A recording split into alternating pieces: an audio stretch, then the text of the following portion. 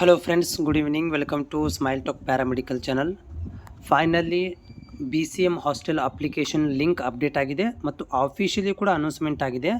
Link ಮತ್ತು ಮಾಹಿತಿ ಕೂಡ ಅಪ್ಡೇಟ್ ಮಾಡಲಾಗಿದೆ. ಇಲ್ಲಿ ನೋಡ್ತಾ ಇದ್ರಿ ಪ್ರೊಫೆಷನಲ್ UG ಮತ್ತು PG ಕೋರ್ಸ್ ಸ್ಟೂಡೆಂಟಿಗೆ ಓನ್ಲಿ ಅಂತ ಕೊಟ್ಟಿದ್ದಾರೆ. ಅಂದರೆ professional course paramedical, GNM nursing, BSc nursing, other science, engineering, B.Ed, BCA, agriculture, ಇವೆಲ್ಲ ಒಂದಷ್ಟು ಎಲ್ಲ ಪ್ರೊಫೆಷನಲ್ ಕೋರ್ಸ್ಗಳು, ಅಂದರೆ ಈ ಜಾಬ್ ಓರಿಯೆಂಟೆಡ್ ಕೋರ್ಸ್ಗಳಿದೆ, ಪ್ರೊಫೆಷನಲ್ ಕೋರ್ಸಸ್, ಅವುಗಳಿಗೆ ಅಪ್ಲಿಕೇಶನನ್ನು ಕರೆಯಲಾಗಿದೆ. ಇಲ್ಲಿ ನೆನಪಿಟ್ಟುಕೊಳ್ಳುವಂಥ ಒಂದು ಅಂದರೆ ಇಂಪಾರ್ಟೆಂಟ್ ಥಿಂಗ್ಸ್ ಏನಂದರೆ, ಈ ಹಿಂದಿನ ವರ್ಷ ಏನು ಓದ್ತಾ ಇದ್ದೀರಿ ಅವ್ರಿಗೆ ಹಾಸ್ಟೆಲ್ ಸಿಕ್ಕಿರಲಿಲ್ಲ, ಅವರು ಕೂಡ ಈಗ ಟ್ರೈ ಮಾಡ್ಬೋದು.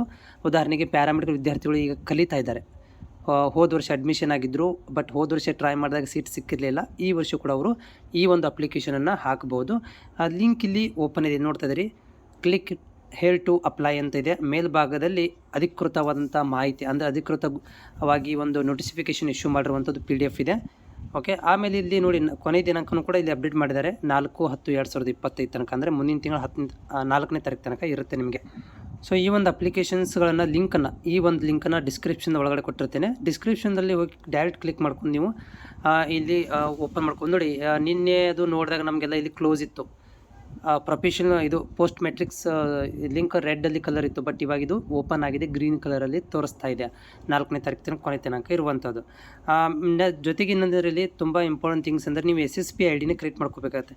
ಇಲ್ಲಂದ್ರೂ ಕೂಡ ಅದು ಆಟೋಮೆಟಿಕ್ ತಾನೇ ಕೇಳುತ್ತೆ. ಉದಾಹರಣೆಗೆ ತೋರಿಸ್ತೀನಿ ನೋಡಿ.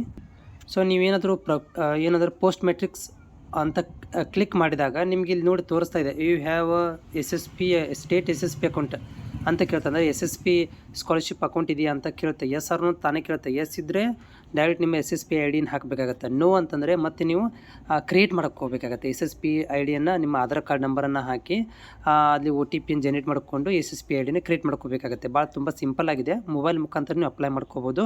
ಮ್ಯಾಕ್ಸಿಮಮ್ ಮೊಬೈಲಲ್ಲೇ ಮಾಡಿ, ಟ್ರೈ ಮಾಡಿ, ಮೊಬೈಲಲ್ಲೇ ಬರುತ್ತೆ ನಿಮಗೆ. ತುಂಬ ಈಸಿ ಇದೆ. ಸ್ಲೋವಾಗಿ ಅಪ್ಡೇಟ್ ಮಾಡ್ತಾ ಹೋಗಿ.